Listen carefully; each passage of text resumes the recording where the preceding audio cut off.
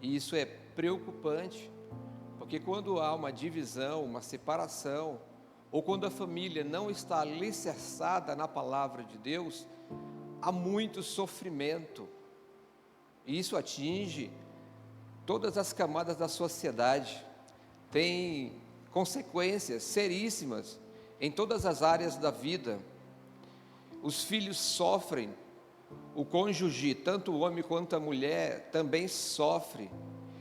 E isso tem aumentado de forma significativa, como nunca houve em toda a história da igreja brasileira. Eu estou falando a nível nacional. Agora, quando temos uma igreja que ela está com famílias alicerçadas na palavra de Deus, nós temos uma igreja forte, uma igreja abençoada. Aleluia. Quando temos uma sociedade e ela está alicerçada, a sua família está alicerçada na palavra de Deus, nós temos uma sociedade boa e que tem bons resultados com filhos e resultados para a glória de Deus. Entretanto, nós temos visto pelos índices, e eu estive fazendo uma pesquisa sobre a questão da família, e é alarmante, porque o número de divórcios e de separações e dessas situações, elas são gritantes e têm ocorrido. Aqueles que já são mais antigos na fé, que têm aí seus 30 anos, 25 anos, 20 anos, ou até mesmo 15 anos, sabe que no passado não havia tantos divórcios, principalmente dentro das igrejas. Era raro dizer, olha, fulano separou de ciclano, mas hoje não, tornou-se algo comum, tem acontecido dentro das nossas igrejas. E quando eu falo nossas, eu estou usando o plural, eu estou dizendo a nossa igreja evangélica no Brasil. Então, isso tem ocorrido muito e é preocupante. Portanto, essa palavra vai de encontro a uma necessidade da igreja, tanto local quanto a nível universal.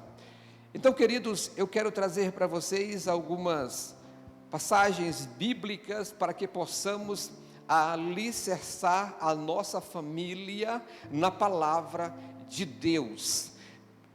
Ouça-me, e eu não estou falando de uma família no ponto de vista da sociedade em geral, e também não estou falando de família segundo as nossas leis, pois às vezes estar na lei, mas não estar na lei divina. E eu estou falando de uma família alicerçada na palavra de Deus e não nas leis brasileiras ou qualquer outra lei. E eu quero iniciar dizendo que existe uma ordem que devemos priorizar, sendo que Deus, Ele está em primeiro lugar, e não a família, e não a igreja, ou o ministério, qual alguns chegam a dizer que é Deus, o nosso ministério, que é a igreja, e família em terceiro lugar. Essa ordem, ela vai contra as escrituras, mas Deus é sempre em primeiro lugar, Ele está acima da família. Por que, José, se fala isso? Porque o mandamento o qual está escrito em Marcos capítulo 12 e o versículo 29, às vezes eu vou pedir para o sonoplasta colocar aqui para todos lerem, e também eu vou só repetir o que está escrito aqui, que eu separei alguns versículos. Então, este não se faz necessário, mas alguns eu vou pedir para o sonoplasta estar colocando, e todas as vezes eu vou falar, sonoplasta, coloca aqui, por gentileza. Ok? Então, Marcos capítulo 12, o versículo 29, sonoplasta. Aqui nós temos um mandamento que Jesus Cristo está dizendo, que Deus está em primeiro lugar. E Jesus diz assim, o mais importante de todos os mandamentos é este: ouve, ó Israel, o Senhor, o nosso Deus é o único Senhor. Próximo. Amarás, portanto, o Senhor teu Deus de todo o teu coração, de toda a tua alma, de todo o teu entendimento e de toda a tua força. Nós vemos que amar a Deus está acima de qualquer outra órgão, qualquer outro sociedade, família, parente, irmão, filho. Por que, Josué? Porque Jesus Cristo nos deixou claro que em Mateus, sonoplasta, no capítulo 10 e o versículo 34, Jesus está falando sobre essa questão. E Mateus 10, 34 diz: não penseis que vim trazer paz à terra, não vim trazer paz, mas espada. O 35 diz assim: pois eu vim para ser motivo de discórdia entre o homem e seu pai, entre a filha e a sua mãe, entre a nora e a sua sogra. O 36. Assim, os inimigos do homem serão os da sua própria família. E o 37 para fechar: quem ama seu pai ou sua mãe mais do que a mim, não é digno de mim. E quem ama o filho e a filha mais do que a mim, não é digno de mim. Espera aí, Deus é contra a família? Não. Ele está dizendo que Deus está em primeiro lugar. Se for necessário abrir mão da esposa, do filho, de toda a família por causa de Deus, faça, porque devemos amar a Deus em primeiro lugar. Deixa eu citar um exemplo. Suponhamos que o casal, eles não são crentes, e um dos cônjuges, a palavra cônjuge, ela se aplica tanto ao sexo masculino quanto ao sexo feminino. Então, se um dos cônjuges decidir que vai servir a Deus, e o outro cônjuge decidir que não, e ele dizer assim: olha, se você vai servir a Deus, então eu não te quero mais. Então eis aí o momento em que o cônjuge que está servindo a Deus, vai abrir mão do esposo para servir a Deus. Entende? Então Deus é mais importante do que o esposo, do que a esposa, do que a mãe, do que o pai, do que o filho. Então o amor, este mandamento, o amor, precisamos entender que ele não trata de sentimento, porque se nós formos tratar de sentimentos, você vai perceber, você que é pai que nem eu, você que é mãe, você vai perceber que o sentimento pelo teu filho é maior do que por Deus. Mas o amor do qual está falando aqui não é sentimento, é mandamento. Mandamento não é para sentir, mandamento é para obedecer. Então devemos obedecer o mandamento e amar a Deus sobre todas, mas todas as coisas mesmo. Aí depois de Deus, vem em segundo lugar a família. E essa família é muito importante, pois se não temos uma família bem estruturada dentro da igreja, nós temos uma igreja despedaçada, dilacerada, bagunçada, desorganizada, porque a família que forma a igreja não está centrada, alicerçada na palavra de Deus. Então a família, querido, ela é de suma importância em nosso meio. Portanto, sonoplasta, em 1 Timóteo, no capítulo 2 e o versículo 5, vai falar algo bem interessante, e diz assim, 1 Timóteo, capítulo 2 e o versículo 5,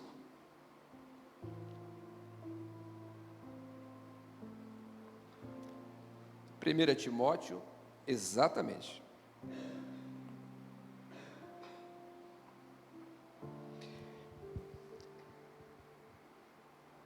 Primeira Timóteo, capítulo 2, versículo 5. Eu devo ter colocado errado. Deve ser 2 Timóteo. Coloca 2 Timóteo, por gentileza.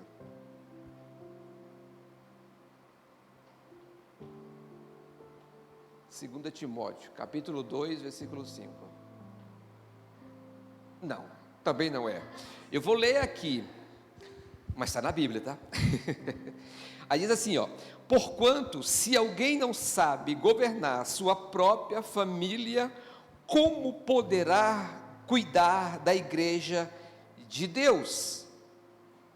Então, queridos, a família é de suma importância e é mais importante do que o próprio ministério. É importante mais do que a igreja.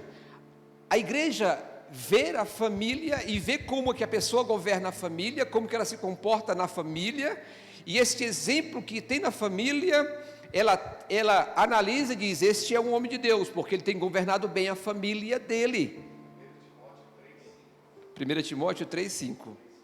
Agora vamos ler um outro, 1 Timóteo 5,8.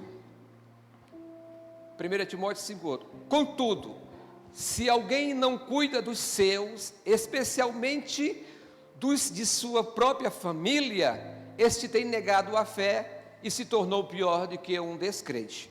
Então, queridos, alguém que não cuida dos seus, ele está sendo pior do que um descrente.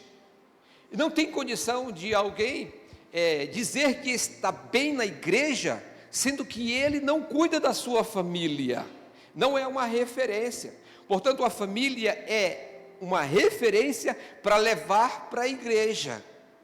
Portanto, queridos, a família se torna mais importante do que a própria igreja, do que o seu próprio cargo. Algumas famílias, algumas mulheres ou homens, eles saem para fazer missões, mas na sua missão ele termina esquecendo a família. E muitos pregadores saem sozinhos, deixando as suas esposas, e nessa missão o qual ele está fazendo, ele se perde, porque ele está longe da esposa, está longe dos filhos, e complica a vida dele amorosa, levando ele a cometer determinados pecados. Então muitos deixam de lado a família para cuidar da igreja. Outra coisa errada, porque a família é mais importante do que as suas funções dentro da igreja. Se você não é uma boa esposa, não faz conforme o marido quer e precisa, e você vem para a igreja para orar e fica orando e deixa tudo bagunçado em casa, está completamente errado. Então, primeiro as coisas da sua família, cuida do seu filho, cuida do seu esposa, limpa a casa, faz a comida, faz esse trabalho importante da família e depois cuida das coisas da igreja. Não, esposo, eu estou agora jejuando, esposo, e eu já estou jejuando há uma semana, um mês, eu não posso ter nada de contato físico com você, meu esposo. E o esposo está lá na última. Não, irmã, pelo amor de Deus, não pode não, varoa, tem que cuidar bem do esposo. Isso é perigoso, porque tem uma lá fora que está só de olho, e quer ir se oferecendo, porque o esposo, a varoa de Deus, louvado seja o teu nome, varoa, está jejuando, se sacrificando, mas não está vigiando na família, não está cuidando do esposo. Isso é um perigo. Então, queridos, a família, cuidando do esposo, dos filhos, da casa, dessa responsabilidade, e depois a obra de Deus, e isso sim é válido diante de Deus. E então, como vocês já perceberam, nós temos uma ordem, então é Deus, família e igreja. Essa é a ordem da qual vai ser bem sucedida segundo a palavra de Deus. E importante dizer que a família, ela tem um padrão bíblico. E o que passa desse padrão bíblico, que não há necessidade de eu estar aqui referindo essa falta de padrão bíblico, quando você perceber o padrão bíblico, então não há necessidade de eu falar do outro que não é padrão bíblico. Gênesis, não precisa colocar, Gênesis capítulo 2, versículo 24, diz assim: portanto deixará o homem seu pai e a sua mãe, e apegar-se-á à sua mulher, e serão os dois uma carne. Então esse é o padrão bíblico. Então a pessoa deixa seu pai e a sua mãe e junta-se à sua mulher. Entende que é dois sexos, um do sexo masculino e um do sexo feminino. Unindo-se estes dois, então começa a família segundo o padrão bíblico. Claro que posteriormente vem filhos e filhas, e este é o padrão bíblico. Algumas pessoas chegam a dizer que Jesus não liga para o que está em Gênesis, porque hoje a família, segundo a sociedade e a lei, é constituída de várias outras formas, mas Jesus também, ele pega esse mesmo texto de Gênesis capítulo 2 e versículo 24, e ele confirma que este é o padrão bíblico para uma família conforme as Sagradas Escrituras. E lá, sonoplasta, em Mateus capítulo 19 e o versículo 5, Jesus diz da seguinte forma: e os instruiu. Por esse motivo, o homem, Jesus está usando Gênesis 22, 24. Por isso os instruiu, e o homem deixará pai e mãe e o unirá à sua mulher, e os dois tornarão uma só carne. Versículo 6. Sendo assim, eles já não são dois, mas sim uma só carne. E, portanto, o que Deus uniu, não separe o ser humano.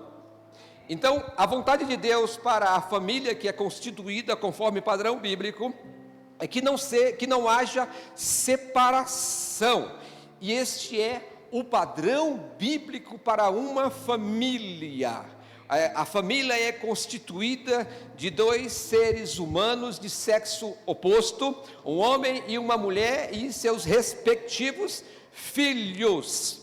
Então, para que possamos falar mais sobre a questão da família e entrar em determinados pontos, eu preciso passar aqui para vocês um verbo. Eu vou mudar o português aqui hoje. Eu sei que a palavra coisa, ela é um substantivo, e usamos a palavra coisa para identificar algo que não lembramos, como por exemplo, sabe lá aquela coisa? Então é um substantivo, mas eu vou transformar esse substantivo coisa, a palavra coisa, em um verbo, e a partir de agora, na minha pregação, eu vou transformar coisa em um verbo. Verbo é uma ação, então o verbo aqui é algo que está sendo feito, e aí presta atenção, presta bem atenção, coisa, a partir de agora, é relação sexual entre o casal, ok? Então quando eu dizer o casal coisou, não pode coisar, eu estou dizendo, o casal não pode ter relação sexual. Alguém vai dizer, mas isso está errado segundo a gramática. Está errado segundo a gramática. Na minha pregação está certo. Você não pode mudar. Quem disse que eu não posso mudar? Estou mudando agora. Pronto, acabou. Vou conjugar o verbo coisa para você. Então eu coiso, tu coisas, ele coisa, nós coisamos, vós coisais e eles coisam. Não pode, já mudei. Depois a gente muda de novo, traz certinho. Então vamos lá. Como eu falei que o padrão bíblico, e o padrão bíblico para uma família é monogamia. Ou seja, o homem deve casar com uma única mulher e não casar com várias mulheres, porque hoje nós temos o trisal, hoje nós temos vários tipos de situações que é complicadíssima, mas a Bíblia não aprova esse tipo de casamento nos dias atuais. Mas alguém vai dizer assim, mas lá no passado Abraão teve mais de uma mulher, Davi teve mais de uma mulher, Salomão teve mais de uma mulher, teve inclusive 1000 mulheres, aí quando chega na minha vez você diz que tem que ser só uma. Queridos, Deus, em toda a história, nunca na Bíblia, ele diz que deveria ser mais de uma mulher, mas sempre nos textos bíblicos fala de uma mulher. O que aconteceu é que no passado, a cultura dos povos é que fosse mais de uma mulher, portanto, mas biblicamente é uma mulher. Em Gênesis 2, 24, portanto, olha aqui, portanto, deixará o homem pai e mãe e unir-se-á a sua, singular, mulher, singular, uma mulher só. Meu irmão, você não está dando conta nem de uma direito, você quer mais? Vai ter problema, querido. Então, padrão bíblico é monogamia e não poligamia, ok? Lá no Antigo Testamento, nós temos um procedimento que era feito para haver o casamento, para oficializar o casamento. Então havia o acordo familiar. Então as famílias é que faziam o casamento, não havia cartório, não havia igreja, nem no templo se casavam, nem os sacerdotes casavam as pessoas. Então era feita uma aliança, era feito um dote, havia um compromisso, havia uma celebração pública para que diante da sociedade fosse feito, oficializado o casamento, e havia a consumação, é quando o casal coisava. Lembrou do verbo? Pois é. Era assim que era feito, era oficializado diante da sociedade e diante de Deus. Nos dias atuais, temos órgãos específicos para trabalhar nessa questão. Hoje nós temos o cartório, que foi aí criado mais ou menos 100 anos, e antes, na igreja primitiva, começou o casamento sendo feito pela igreja, tem como oficializar o casamento. Portanto, nos dias atuais, como no Antigo Testamento, também é necessário oficializar o casamento. Temos cartórios, temos igreja, portanto, é importante dizer, quando um jovem se interessa numa jovem e eles querem casar, se faz necessário oficializar o casamento diante da sociedade, diante de Deus. Se não fizerem assim, desta forma, não há casamento reconhecido por Deus e nem pela lei brasileira. Então há o que é chamado de fornicação. Fornicação. O que é fornicação, Josué? Fornicação é o ato coisado entre um homem e uma mulher antes do casamento, e isto é pecado segundo a Bíblia. Ainda que eles não morem junto, que é chamado de amaziados, mas se há um ato entre o homem e a mulher antes de oficializar o casamento, é chamado de fornicação. Fornicação é uma prática de pecado, a qual Deus não se agrada. Então todo jovem e toda jovem precisa oficializar o seu casamento para que Deus se agrade e a pessoa esteja alicerçada na palavra de Deus. Mas muita gente não leva isso em consideração e quer andar segundo o padrão da sociedade, quer andar segundo o padrão de alguns povos, algumas nações, mas não pode ser assim bagunçado. Temos que andar segundo a Bíblia. Portanto, queridos, a importante decisão de casar. Então, quando o jovem decide casar e ele quer casar, ele está achando que a vida dele está muito boa solteiro, ele quer arrumar um probleminha para ele, porque ele vai ter várias situações durante o casamento, e não é fácil. Logo que de cara, o que tem que ser feito? Instruí-los, porque o casamento é algo seríssimo. Um amigo meu falou: Josué, vou casar. Eu perguntei: mas você já foi instruído por seu pastor? Ele disse: não, lá não fazem isso, mas é necessário que você seja instruído por seu pastor, porque o casamento é algo muito sério, isso não é brincadeira. Então, não, lá não faz, Josué, você quer fazer? Claro que eu faço, eu vou te instruir. Então é necessário que haja instrução para o solteiro antes de casar, porque vai vir muitas situações de divergência, e ele precisa estar apto para solucionar os problemas dentro do casamento. Portanto, queridos, há uma necessidade de instrução para casamento. Tanto os pais quanto a igreja local precisa instruir aqueles que resolveram arrumar um probleminha para ele, e ele tem que ser instruído dentro dessas coisas. E em tudo ele precisa ser instruído. Porque, queridos, isso é muito importante. E Paulo Sonoplasta, ele escreve à igreja de Coríntios, que é 1 aos Coríntios, capítulo 7, o versículo 8. 1 aos Coríntios, capítulo 7, versículo 8. 1 aos Coríntios 7, 8.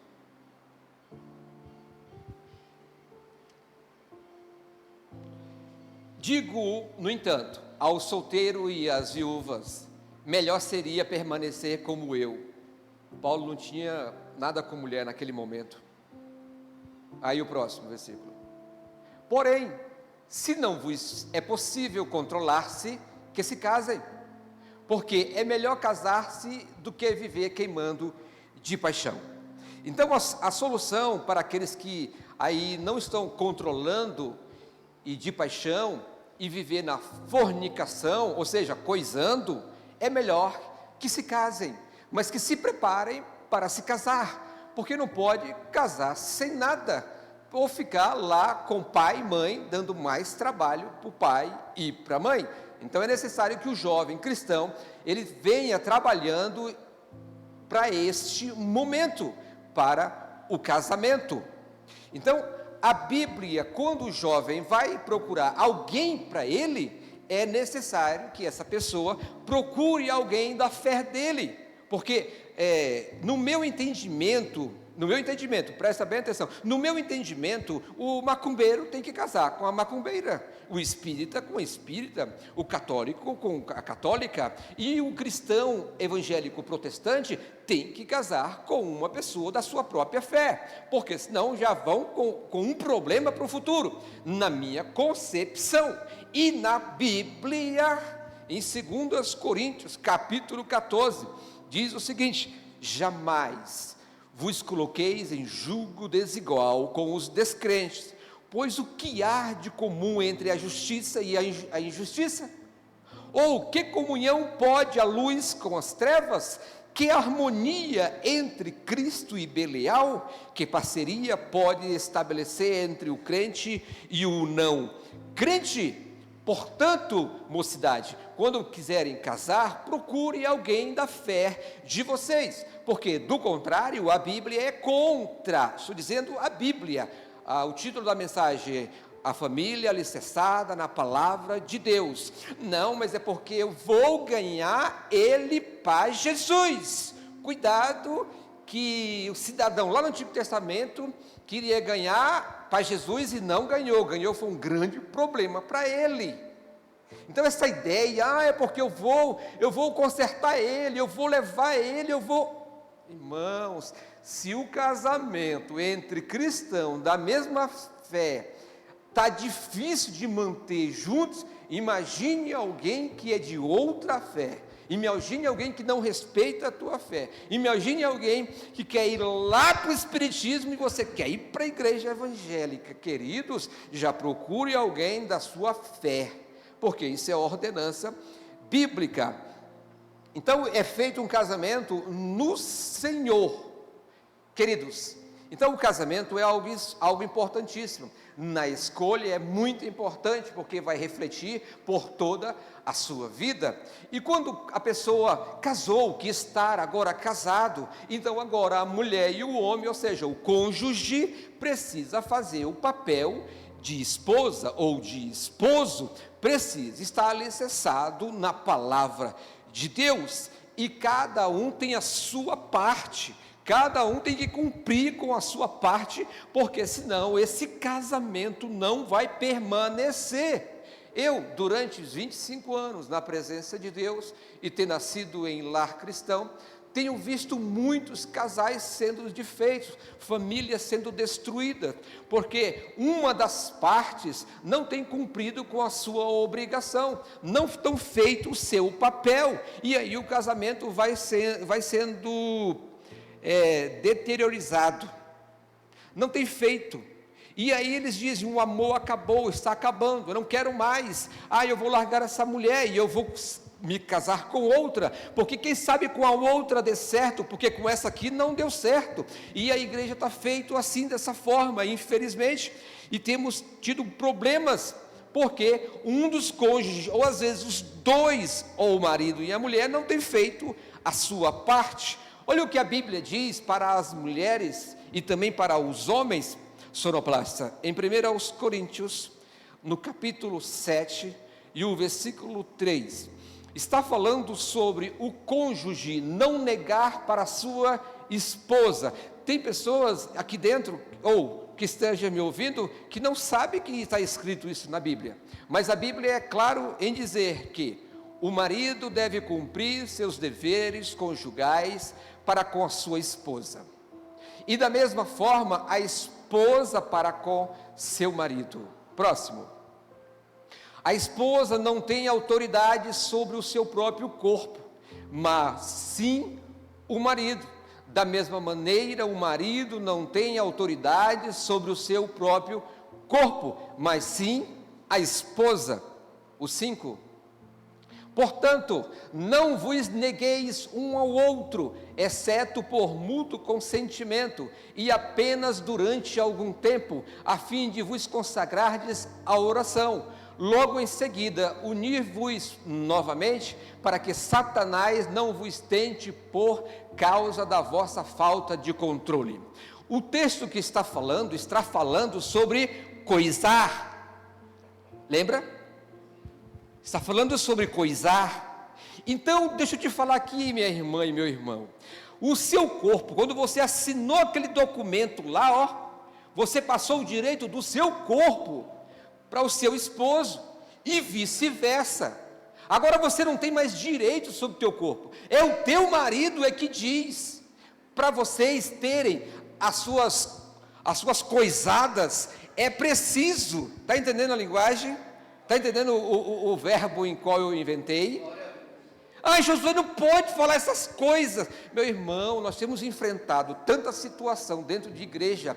A irmã diz assim para nós: eu não, meu corpo, minhas regras, quem manda sou eu vou pôr ele de castigo mesmo, eu vou deixar ele na seca, eu não vou coisar com ele de jeito nenhum. Aí, minha irmã, você fica castigando o teu marido, que é dono do teu corpo, segundo a Bíblia. Aí vai uma mulher lá fora e começa a dizer assim: oi querido, você está tão bonito hoje. E o cidadão está sem coisar, está no deserto do Saara, e a mulher fica: eu vou colocar ele no castigo, esse danado. E então o marido fica ali numa situação difícil, e a mulher tentando ele: oi, me liga, manda uma mensagem, e o marido no deserto, ou vice-versa, porque a mulher determinou que vai castigar o marido, e não coisa com ele, e o tadinho sofrendo lá.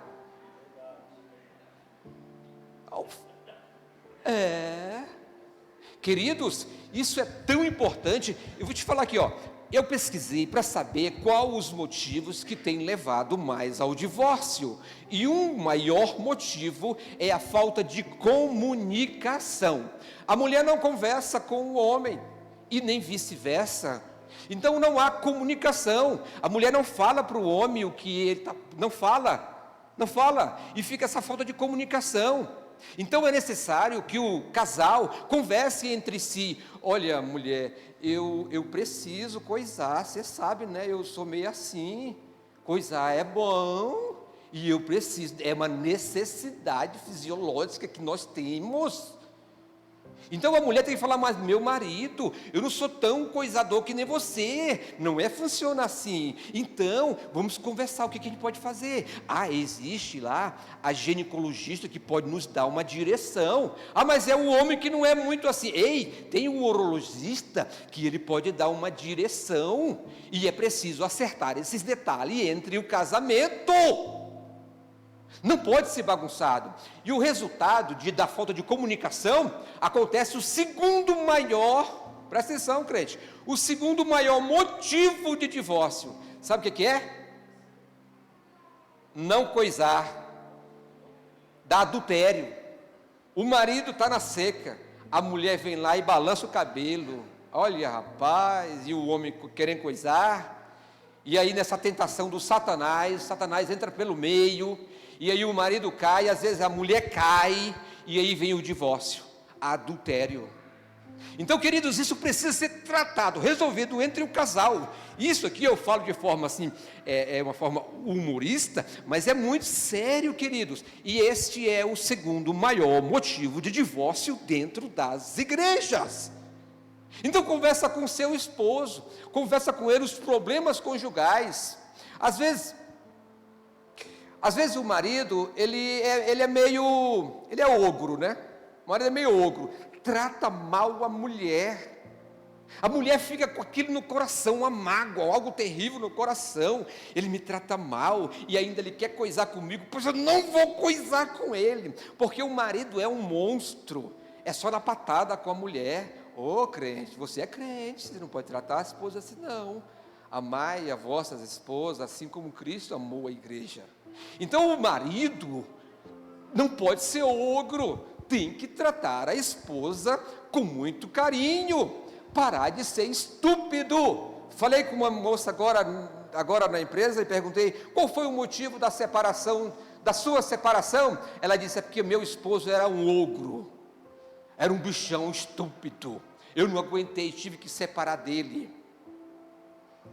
Então maridos, cuidem das suas esposas com carinho, deixa de ser estúpido, trate elas. Por isso que às vezes ela não quer coisar contigo, rapaz, porque você trata-a mal e ainda quer coisar, mas também não fica difícil também, né, meu irmão? Então, queridos, é necessário que haja comunicação entre os cônjuges, para que a coisa possa andar bem, porque depois isso vai acontecendo, de repente vem a bomba, e de repente vem o divórcio, aí diz, meu Deus, aquele casal era uma bênção, como que eles se separaram? Irmão, isso é ao longo dos anos, e o diabo vai infernizando, vai dificultando, vai complicando, e aí chega a hora do divórcio. Então, queridos, é importante que haja comunicação, para que a família fique alicerçada na palavra de Deus, lembrando que você não domina o seu corpo, mulher, e você, homem, também não domina o seu corpo, é um que domina o outro. Assinou-lhe o contrato, já era, já deu o direito para o outro lá, ó, então você não domina mais não, ok? Segundo a palavra de Deus. Então, queridos, há uma necessidade de comunicação entre o casal e outra, mas aqui nós temos um problema de comunicação quando há um exagero, e geralmente isso acontece por parte das mulheres. No final dessa pregação, pastor Flávio, eu solicito aqui segurança, porque eu sei que as mulheres vão querer me bater, mas eu vou com a Bíblia.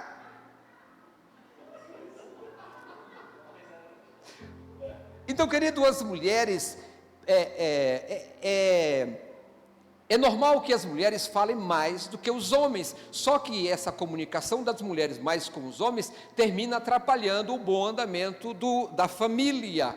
Então, em Provérbios 21, versículo 9, diz assim, é melhor morar só, no fundo de um quintal, do que dentro de uma mansão com uma mulher murmuradora e briguenta.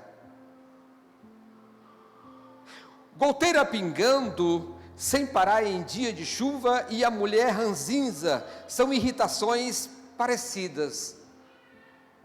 Uma mulher ranzinza é uma mulher que ela reclama o tempo todo, e ela é irritada ou de mau humor, geralmente por coisas bestas, bobeiras.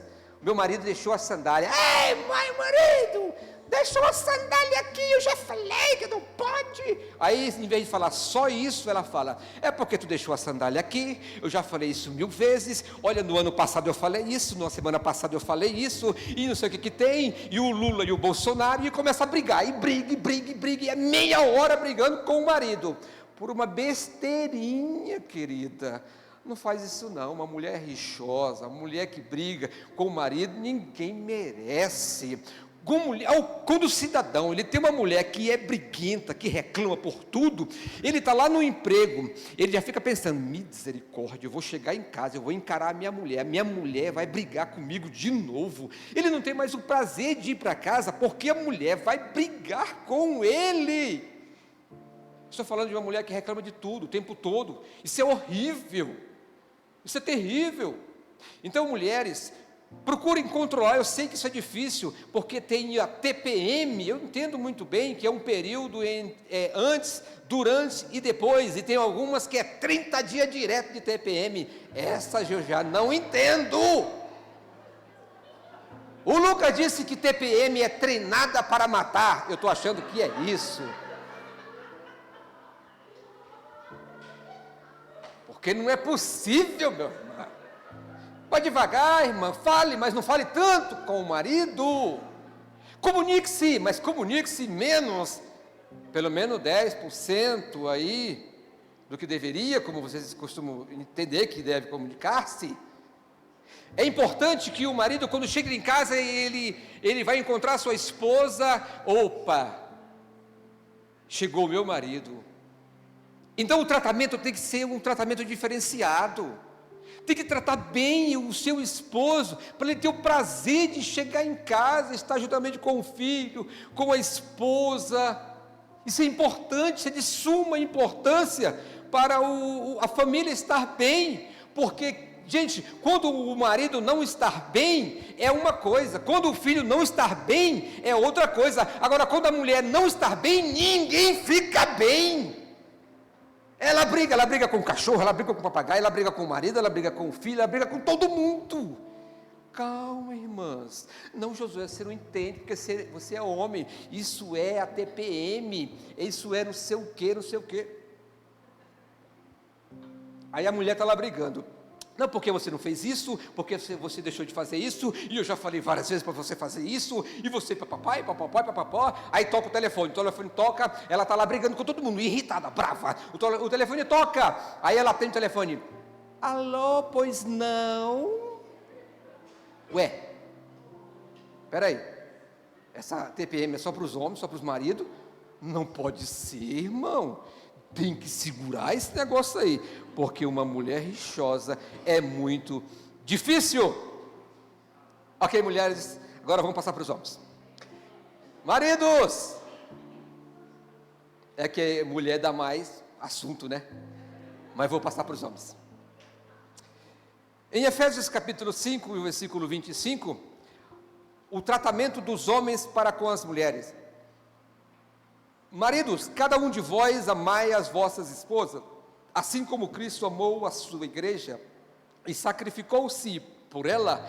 Sendo assim, o marido deve amar a sua esposa como o seu próprio corpo. Quem ama a sua esposa, ama a si mesmo. Portanto, cada um de vós amai a vossa esposa como a si mesmo, e a esposa trate, e aí ainda deu uma lapadinha na mulher aqui ainda, ó.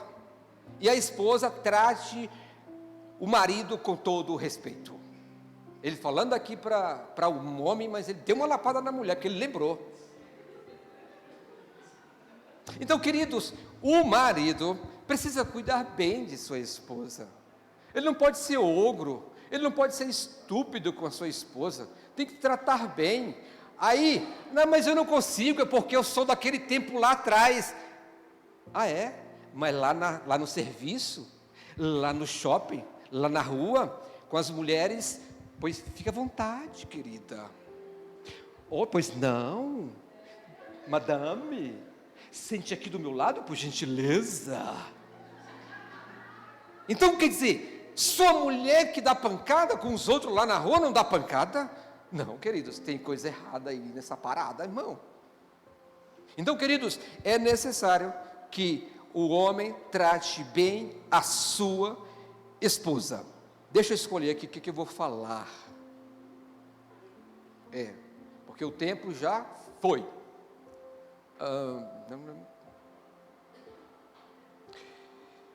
Tem um ponto aqui importante que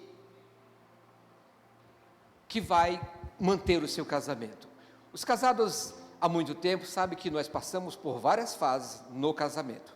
Então, é preciso em cada fase a gente ter uma coisa: temor a Deus. Aquele amor, sentimento, ele vai esfriar, ele pode diminuir. Isso é natural dentro do casamento. Mas só que o temor a Deus não pode acabar. Alguns casais dizem, mas o amor acabou.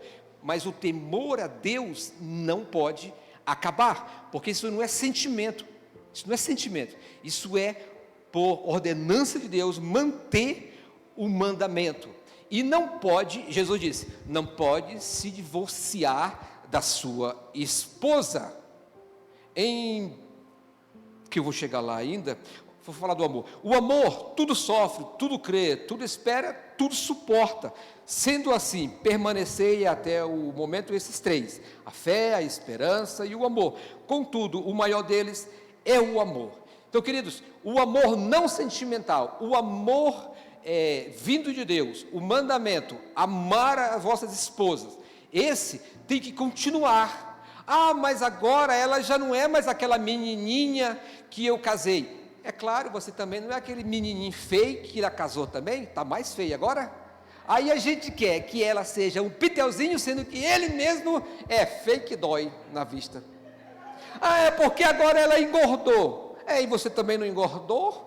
Porque agora ele emagreceu. Mas você também está feinho também, está com os olhos tortos aí, tudo bagunçado, e quer agora pitelzinho? Meu amigo, agora vai ter que ficar até o final, porque não há parâmetro bíblico para largar a esposa, do jeito que ela estiver aí. Eu casei com ela, o cabelo era liso, agora está caracolado. Era caracolado, está liso. Vai continuar com ela até o final. Não tem essa, não, eu vou largar porque eu vou casar com, Jesus disse assim, ouça-me bem, Mateus 19, 9, não sonoplasta, disse assim, aquele que divorciar da sua esposa e casar-se com outra, comete adultério. Então esse pessoal que largou a esposa, porque ela já estava numa idade avançada, e casou-se com uma novinha, esse pessoal, ele está em adultério. Enquanto ele estiver casado com ela, está em adultério. E a Bíblia diz que os adúlteros não herdarão o reino dos céus. Portanto, querido, está com a sua esposa, ela está magrinha, fique com ela. Ela está gordinha, fique com ela. Ela está moreninha, fique com ela. Ela está velhinha, fique com ela. Não tem mandamento para você largar por esses motivos bobo. Então, é para manter-se com a sua esposa até o fim. A família alicerçada na palavra de Deus, é preciso guardar os mandamentos. Não, é porque eu estou procurando um motivo. Está procurando um motivo, é para ir para o inferno. Procurando um motivo para ir para o inferno. E quer abandonar a esposa para casar-se com outra, por qualquer motivo. E isso Jesus não permitiu. Queridos, então, nós temos aqui um texto bíblico que abre uma cláusula de exceção para a questão do divórcio. O divórcio tem aumentado muito nas nossas igrejas. Isso é terrível. Nós temos visto muitos casais, algumas denominações que antes eles não aceitavam o divórcio por qualquer coisa. Agora essas denominações estão aceitando o divórcio dentro da sua instituição. E tem aumentado muito de forma significativa, chegando ao ponto de chegar quase à mesma situação de uma sociedade comum. E isso é perigosíssimo, porque muitas lideranças têm aberto caminho para isso, mas só que, como nós estamos falando de uma família que é alicerçada na palavra de Deus, agora a sonoplasta, Mateus 19, 9, nós vamos ver que Jesus, ele não facilita a vida de quem é casado, é para manter a família intacta. O casamento é santo, é algo imaculado, é algo sério, é preciso manter a família, e principalmente com os cônjuges, juntos, no mesmo objetivo, não abandonar a sua família e brigar por ela. E Jesus não facilitou essa situação. Perguntado para Jesus, existia lá naquela época duas escolas rabínicas, Hillel e Shammai, e eles tinham uma disputa lá entre eles, e eles testaram Jesus, e perguntaram: Jesus, é lícito dar carta de divórcio para a esposa por qualquer motivo? Jesus é enfático, e ele diz o seguinte, e resumidamente dentro do texto: eu, porém, vos afirmo, todo aquele que se divorciar da sua esposa, a não ser por imoralidade sexual, e se casar com outra mulher, estará cometendo adultério. Quando, aqui ó queridos, nessa parte aqui que a King James chama de imoralidade sexual, esta aqui é uma palavra do grego, que é porneia. Porneia é uma palavra transliterada para o nosso português, que quer dizer imoralidade sexual, ou seja, coisar com outra mulher, adultério. Então, Jesus abre uma cláusula de exceção aqui nessa situação, que só pode se divorciar da esposa quando há traição de uma das partes. Então, a parte afetada pode se divorciar da esposa, mas caso contrário, não há motivo para se divorciar da esposa. Então, agora eu vou ler o versículo e eu vou tirar a cláusula de exceção, vou tirar essa parte imoralidade sexual. Então, Jesus disse assim, vos afirmo, todo aquele que se divorciar da sua esposa e se casar com outra mulher, estará cometendo adultério. Queridos, a Bíblia não abre oportunidades para o homem se separar da mulher. Se tiver alguém, ou você que me ouve, pensando em separar da mulher, porque acredita que a Bíblia aprova, vai estar em adultério. Adultério é que a pessoa vai estar quando ele se separa da mulher. Então, queridos, mantenha-se firme com a sua família, com a sua esposa. Mulheres, pratique a palavra de Deus, porque bem-aventurado é o que lê e o que ouve e o que pratica esta palavra, ou seja, o que guarda essas palavras. Não adianta ouvir e não praticá-las. Então, a família é importante, e isso só funciona se praticarmos a palavra de Deus. Então, amados, vamos nos manter firmes, porque os ataques contra as famílias vão continuar. As famílias vão sofrer ataques constantes para que seja destruída a sociedade e a igreja. E a família firme, forte, é uma igreja forte e firme para a glória de Deus. Então, queridos, eu queria que vocês se colocassem de pé e que o cônjuge se aproxime do seu cônjuge e pedir a minha esposa para que viesse aqui. Estaremos orando pela família nessa noite.